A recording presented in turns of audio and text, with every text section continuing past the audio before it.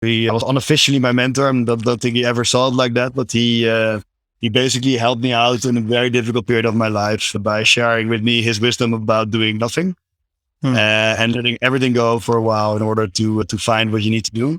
Because if you keep running, then you don't have time to actually manifest what you actually need. Yeah, that advice is advice that actually led to where I am today, and that's something I'm very grateful. Yeah, can you share a bit more? What's the wisdom of doing nothing? How does that play out? Yeah, I was at a place where I was, let's say, a bit insecure about myself. So of course I had my success with the first company, but then also you have a bit of misses with other companies. And then at some point you're living like a student, and like you're a bit like, okay, what am I doing? And then you need to define your next step. And that's something where he helped me a lot. And then he was the one that told me to stop doing everything, including going to the gym, just like for 3 months, do nothing. And of course, I couldn't do nothing for 3 months. So I settled down for 1 week doing nothing. And the 1 week was already such a huge inspirement that I decided to, let's say, to do a lot less for a 3 month period.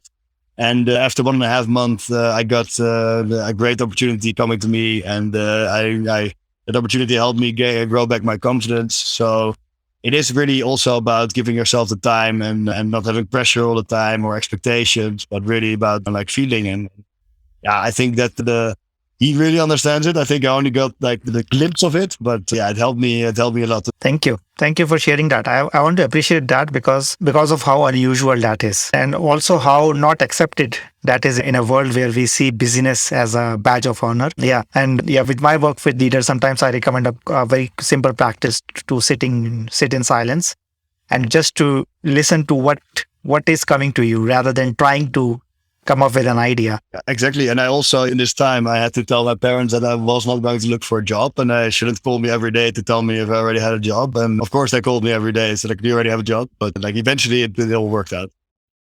Yeah. So as you said, it helped you build your confidence and also more like grounding in yourself. How else did that impact you? And then how does doing nothing play a role in your day to day right now? Yeah, now it's more or less, I think, subconsciously. Again, I think I've figured out more or less what my priority is in life and what's really important for me. It's more about layers. So I think it's going to sound very egoistic, but let's say the first thing you need to worry about is yourself. If you are not in touch with yourself or with your own energy, then how can you love work? It's a very simple principle that you have to put your own oxygen mask first before helping anybody else.